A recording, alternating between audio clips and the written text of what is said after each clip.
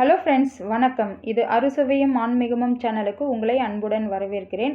நான் இன்றைக்கி பீன்ஸ் பொரியல் எப்படி செய்கிறதுன்னு சொல்லிட்டு செஞ்சு காட்ட போகிறேன். அதுக்கு முன்னாடி நம்ம சேனலை நீங்கள் ஃபஸ்ட் டைமாக பார்க்குறீங்கன்னா சப்ஸ்கிரைப் பட்டனை கிளிக் பண்ணிவிட்டு பெல் ஐக்கானையும் கிளிக் பண்ணிவிடுங்க. அப்போ தான் நான் போடுற வீடியோ உங்களுக்கு அடுத்தடுத்து நோட்டிஃபிகேஷனாக வரும். வாங்க வீடியோக்குள்ளே போகலாம். இந்த பீன்ஸ் பொரியல் செய்கிறதுக்கு தக்காளி தேவை கிடையாது. நல்லா பசுமை நிறமாக இருக்குது பாருங்கள். இதை எப்படி செய்யுதுன்னு சொல்லிட்டு நம்ம பார்க்கலாம். நான் இதுக்கு தேவையான பொருட்கள்லாம் ஆல்ரெடி நான் கட் பண்ணி வச்சுருக்கேன். அது என்னென்னு பார்க்கலாம். வெங்காயம் மீடியம் சைஸில் கட் பண்ணியிருக்கேன். ஒரு வெங்காயம் பெரிய சைஸு. கருவேப்பிலை எடுத்திருக்கேன் கொஞ்சம். பீன்ஸ் பொடியாக கட் பண்ணியிருக்கேன். பச்சை மிளகாய் 3 கீரி வச்சுருக்கேன். நம்ம பூண்டு பல் ஒரு 10லேருந்து 12 எடுத்துக்கலாம். நல்லாயிருக்கும், நிறைய போட்டால் நல்லாயிருக்கும். இப்போ ஸ்டவ்வில் கடாய் வச்சு எண்ணெயை விட்டுக்கலாம். ஒரு 2 டேபிள் ஸ்பூன் எண்ணெய் விட்டுக்கலாம்.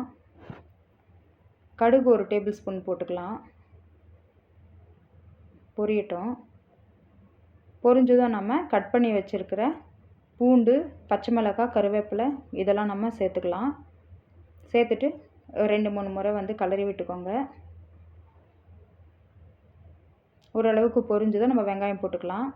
வெங்காயமும் நல்லா வதங்கணும். வெங்காயம் ஓரளவுக்கு நல்லா வதங்கின பிறகு நம்ம பாசிப்பருப்பு ஒரு 3 டேபிள் ஸ்பூன் பாசிப்பருப்பு எடுத்து நான் வாஷ் பண்ணி வச்சுருக்கேன். வாஷ் பண்ணி தண்ணி இல்லாமல் எடுத்துக்கணும். ஏன்னா நம்ம கடாயில் போட்டு அதை கொஞ்சம் ஃப்ரை பண்ண போகிறோம்.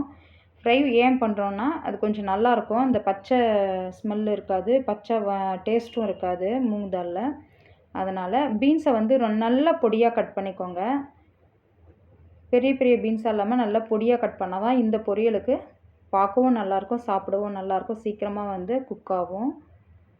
இப்போ அதுக்கு தேவையான தண்ணி விட்டுக்கலாம். தேவையான தண்ணின்னா நம்ம அந்த பீன்ஸ் பொரியல் வதக்கி வச்சுருக்கோங்க இல்லைங்களா, அந்த காய் முங்குற அளவுக்கு நம்ம தண்ணி விட்டால் போதும்.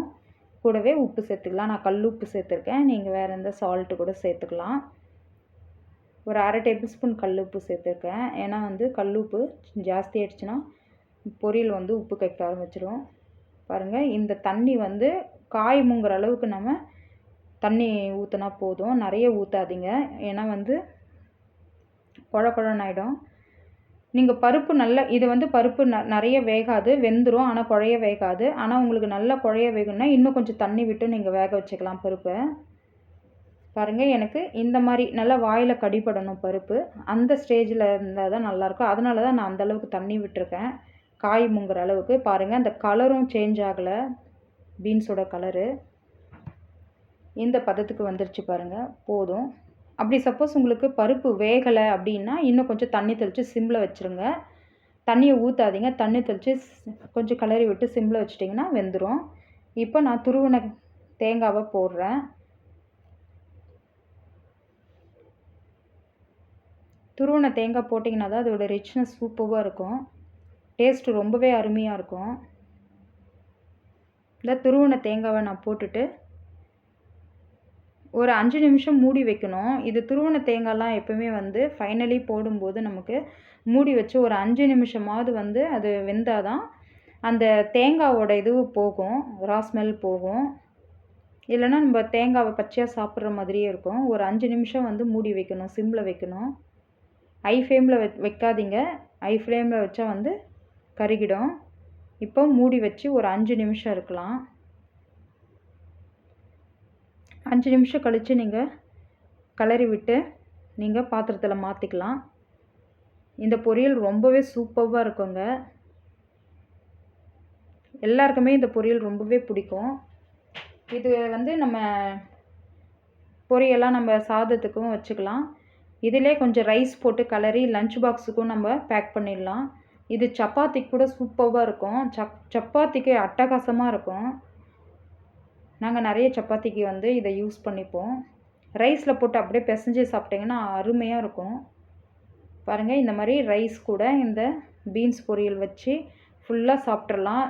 எவ்வளோ சாப்பாடு வச்சாலும் சாப்பிட்ருவாங்க அந்த பீன்ஸ் பொரியலில். அவ்வளோ டேஸ்ட்டாக இருக்கும். நமக்கு குழம்பு, ரசம், பொரியல் வேறு எதுவுமே தேவையில்லை. இந்த ஒரு பொரியலே ரைஸுக்கு போதுமானது. அவ்வளோ அருமையாக இருக்கும் இந்த டேஸ்ட்டு.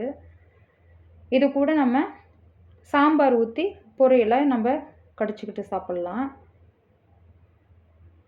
இந்த ஒரு பொரியல் பண்ணிங்கன்னா நீங்கள் வீட்டுக்கு பொரியலாகவும் ஆகும், குழந்தைங்களுக்கு லஞ்ச் பாக்ஸும் பேக் பண்ணிடலாம், நைட்டுக்கு சப்பாத்திக்காகவும் வச்சுக்கலாம். அவ்வளோ சூப்பராக இருக்கும் இந்த பொரியல், எல்லாத்துக்கும் ஆப்டாக இருக்கும். நான் சாம்பார் வச்சுருக்கேன், சாம்பார் ஊற்றி அதோட இந்த பொரியலை வச்சு சாப்பிட்றேன். எம்மியாக இருக்குது, செம்மையாக இருக்குது. நீங்கள் ட்ரை பண்ணி பார்த்துட்டு எப்படி இருக்குன்னு சொல்லுங்கள். ட்ரை பண்ணிவிட்டு கமெண்ட்ஸில் சொல்லுங்கள். லைக் பண்ணுங்கள், ஷேர் பண்ணுங்கள், சப்ஸ்கிரைப் பண்ணுங்கள், பெல் ஐக்கானையும் கிளிக் பண்ணுங்கள். அப்போ தான் நான் போடுற வீடியோ உங்களுக்கு அடுத்தடுத்து நோட்டிஃபிகேஷனாக வரும். ஓகே ஃப்ரெண்ட்ஸ், அடுத்த ஒரு வீடியோவில் நல்ல ஒரு புது ரெசிபியோடு நான் உங்களை சந்திக்கிறேன். நன்றி, வணக்கம்.